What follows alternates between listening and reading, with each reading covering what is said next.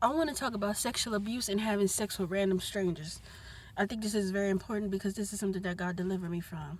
Because I didn't understand that my body was sacred, and I didn't understand because I was sexually abused.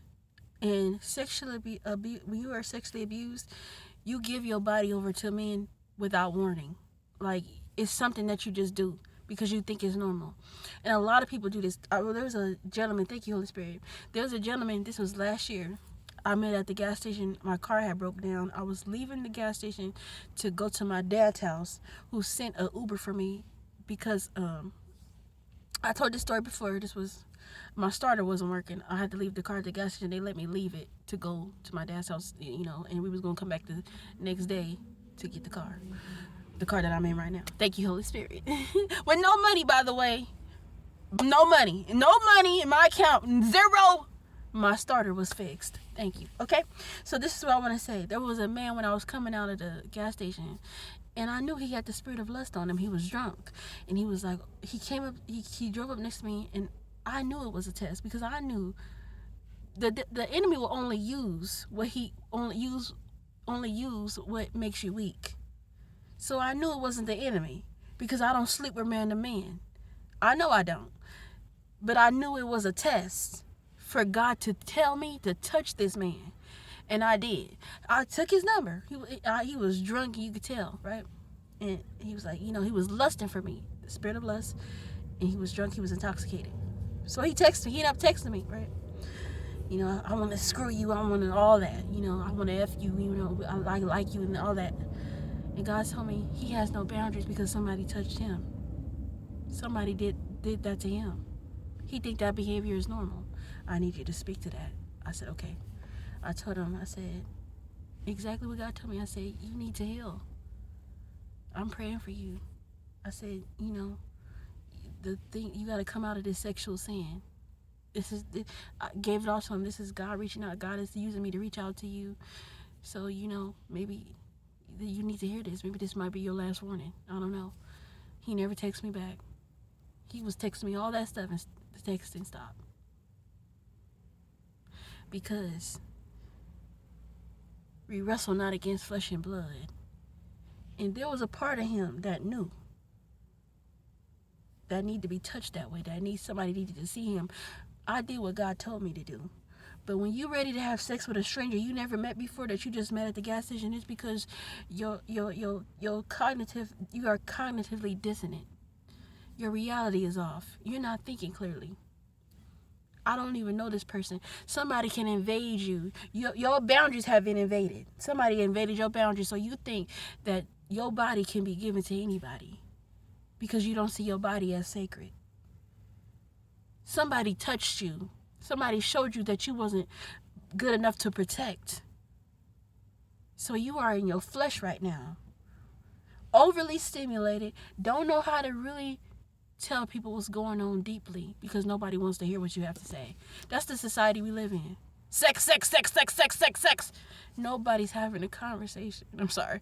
No, nobody's having a conversation about what's really going on deeply within you. Is something that's residing there. Pain. It's really pain. But nobody wants to talk about that. You're a sex addict! But nobody wants to talk about why. This culture is demonizing you for what it actually done to you. It keeps you in that prognosis. It keeps the appointments. It keeps the medicine. Because we don't want to get into all that. Pharmaceutical companies, all that. Everything is detered and keeping you. You don't think it knows what it's doing? But we think it, we haphazardly think it don't coincide with each other. But every single thing is being monitored. I'm on surveillance right now. I'm being surveillanced. Right now, as I'm blinking, as this car is driving by, I'm being surveillanced. You're being surveillanced watching this video. Because everything is taken into account, whether we know it or not. God is real, right? Okay? And he was there when you was molested. He was there when somebody touched you. He saw that. He saw it all. We don't understand. We could never know. But this man right here that I'm telling you about, God saw him. Do you hear what I'm saying? God saw him. I looked at him and I seen the spirit of lust. I looked at him and saw he was intoxicated. And I knew that God told me to take his number. Because God already knew he could trust me. He could trust me with what never was entrusted to him. He used me to give something to a man who never gotten it. He needed somebody to see him. He needed somebody he could trust. Here I am selling my soul and selling my body to every woman I know, and there's most women, they will take advantage of you because they've been taken advantage of. But this woman, she didn't.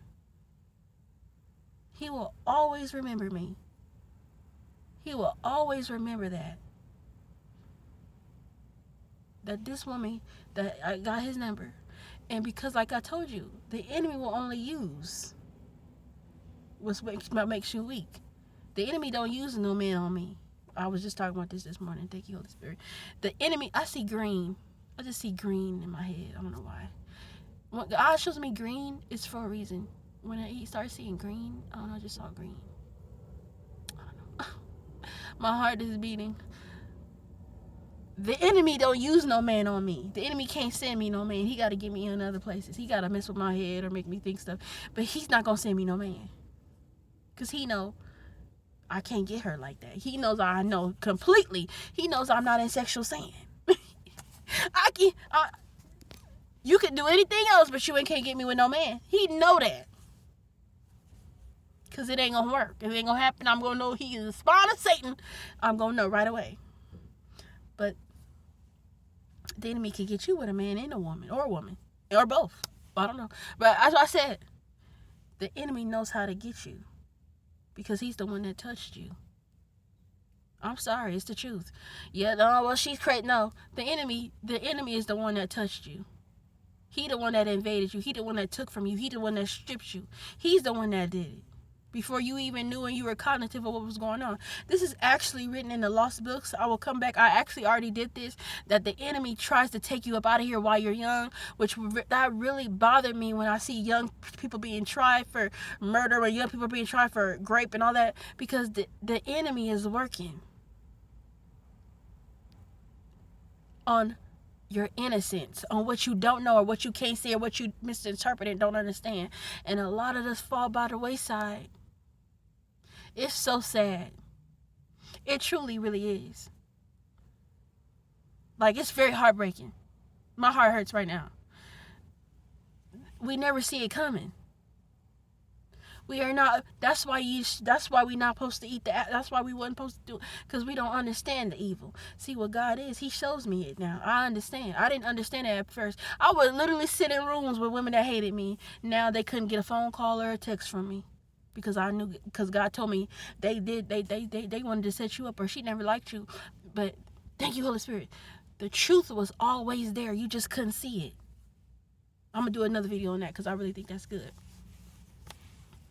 The truth was always there. See, it's an unveiling for a reason.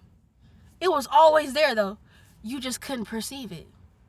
You can articulate it. That man always was cheating on you. He was always cheating on you. You just could not see it. That person was always a liar. He was always a thief. That woman always wanted your man. You just couldn't see it, though. But it was always there. The truth was always there.